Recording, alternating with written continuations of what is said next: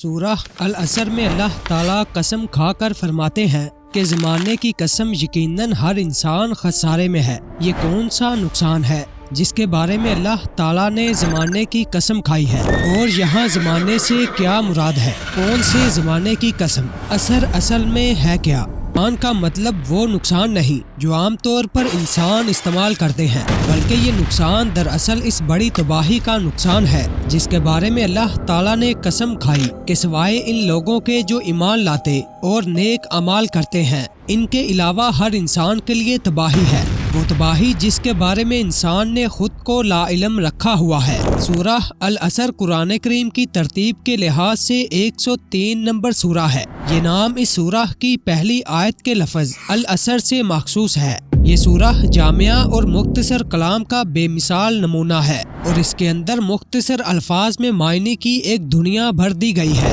اس میں بالکل دو ٹوک طریقے سے بتایا گیا ہے کہ انسان کی فلاح کا راستہ کون سا ہے اور اس کی تباہی کا راستہ کون سا ہے۔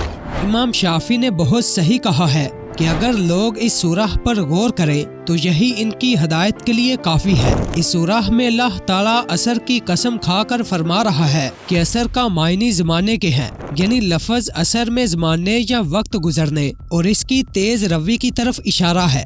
بعض مفسرین نے والعصر سے مراد نماز عصر کا وقت بھی لیا ہے۔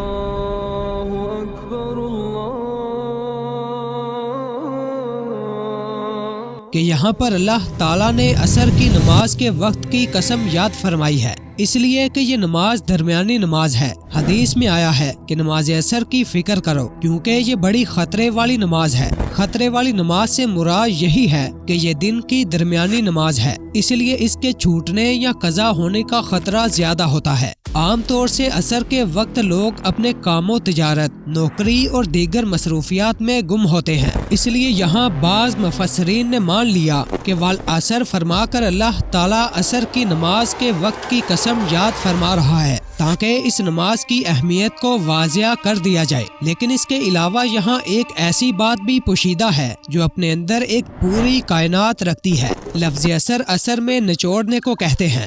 جس عصر یعنی زمانے کی قسم کھائی گئی ہے، یہ قسم اس اہمیت کی بنا پر ہے جو دن کے اس مواقع کو حاصل ہے، کیونکہ یہ وقت انسان کی حیات و نظام زندگی کے خاتمے کا وقت ہوتا ہے، اور یہ وقت انتہائی مختصر ہوتا ہے جو جلدی گزر جاتا ہے۔ دن کے کام اپنے انجام کو پہنچتے ہیں اور پرند و چرند اپنے اپنے اشیاء اور ٹھکانوں کو لوٹتے ہیں۔ سورج مغرب میں اپنا سر چھپا لیتا ہے اور فضا بتدریج تاریک ہوتی چلی جاتی ہے۔ یہ اختتام انسان کو خدا کی شاندار قدرت کی طرف جو اس نظام پر حاکم ہے متوجہ کرتا ہے، اور حقیقت میں توحید کی نشانیوں میں سے ایک نشانی پروردگار کی آیتوں میں سے ایک آیت ہے جو قسم کے لائق ہے۔ اس سورہ کی پہلی آیت میں اللہ انسان کو زمانے یعنی وقت کی اہمیت بتا رہا ہے کہ وہ لوگ نقصان میں ہے جو وقت کو نہیں سمجھتے، کیونکہ وقت ایک ایسی چیز ہے جو گزر جاتی ہے اور واپس نہیں آتی۔ اس تھوڑے سے وقت میں ہمارے پاس بہت مواقع ہوتے ہیں جو ہمیں اللہ کے قریب لا سکتے ہیں، تو یہ قسم ان لوگوں کے لیے ہے جو وقت کے اس مواقع کو ضائع کر دیتے ہیں۔ عصر کے وقت کی قسم بھی اس لیے ہے کیونکہ عصر کی نماز بھی دن کی آخری نماز ہوتی ہے جس کے بعد اندھیرا چھا جاتا ہے، اور پورے دن میں انسان نے جو کچھ کیا ہوتا ہے وہ واپس نہیں آ سکتا۔ اس کی مثال ایسی ہے جیسے کوئی برف کے ٹکڑے فروخت کرتا ہے جو دن کی روشنی میں تیزی سے پگھلتی ہے، اس لیے اس شخص کی کوشش ہوتی ہے کہ جلد سے جلد اس تمام برف کو فروخت کر کے زیادہ سے زیادہ منافع کمائے، کیونکہ اگر وہ برف فروخت کیے بغیر پگھل گئی تو اس کے پورے دن کی محنت ضائع ہو جائے گی، یعنی عمر کی جو مدت انسان کو دی گئی ہے وہ برف کے پگھلنے کی طرح تیزی سے گزر رہی ہے۔ اس کو اگر ضائع کیا جائے یا غلط کاموں میں صرف کیا جائے تو یہی انسان کا خسارہ ہے۔ اس سورہ میں انسان کا لفظ استعمال ہوا ہے جو واحد ہے، لیکن یہاں اس کا مطلب دنیا کے تمام انسان ہے، کیونکہ یہ سورہ جو بھی پڑھتا ہے وہ یہی سمجھتا ہے کہ اس میں اس کے بارے میں بات ہو رہی ہے، جیسے قیامت کے روز ہر انسان اپنے ہی بارے میں فکر مند ہوگا سوائے حضرت محمد صلی اللہ علیہ وسلم کے۔ انسان خسارے سے الگ نہیں ہو سکتا، کیونکہ خسارے کے معنی ہے اصل مال کا ضائع ہو جانا، اور انسان کا اصل مال اس کی عمر ہے،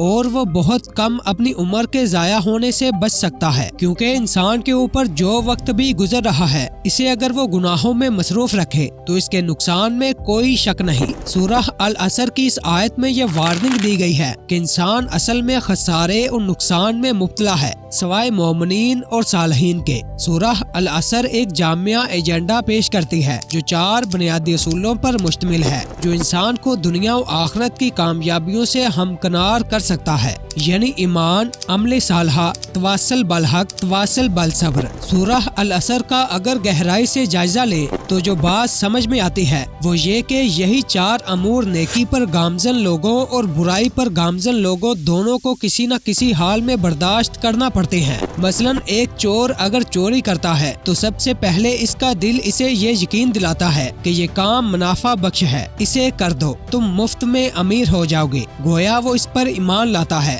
फिर चोरी करने के लिए हाथ पांव मारता है, यानी अमल करता है जिस पर ईमान लिया। फिर जब वो चोरी करने में कामयाब हो जाता है तो अपने जैसे लोगों को ढूंढता है, उन लोगों को भी इस काम की तरफ माइल करने की कोशिश करता है, यानी वो तवासल बिल हक की शक पर अमल दरामद करता है। फिर अगर वो चोरी का पेशा अपना लेता है तो जाहिर है कभी ना कभी तो पकड़े भी जाना होगा, तो नतीजतन जो मार इसे खाना पड़ती है इस पर सब्र भी करता है। तो गोया एक चोर को भी इन 4 मराहल से गुजरना पड़ता है। तो क्यों नहीं इंसान हक का रास्ता अपनाए, अंबिया के तरीके पर चले, ताकि कामयाबी इसका मुकद्दर बने और ताकि जिंदगी के इस कारोबार में जिसका असल सरमाया वक्त है, इससे कीमती चीज कोई और नहीं, इसकी कदर करे, इसे समझे और मुफीद कामों में लगाए। सूरह अल असर का यही पैगाम है कि जिस पर गौर करके इंसान कामयाबी की राह पर आ सकता है। मुअज़्ज़िज़ नाज़रीन, अगर आपको हमारी वीडियोस पसंद आती है तो इस वीडियो को लाइक और शेयर करें और हमारे चैनल को सब्सक्राइब करें।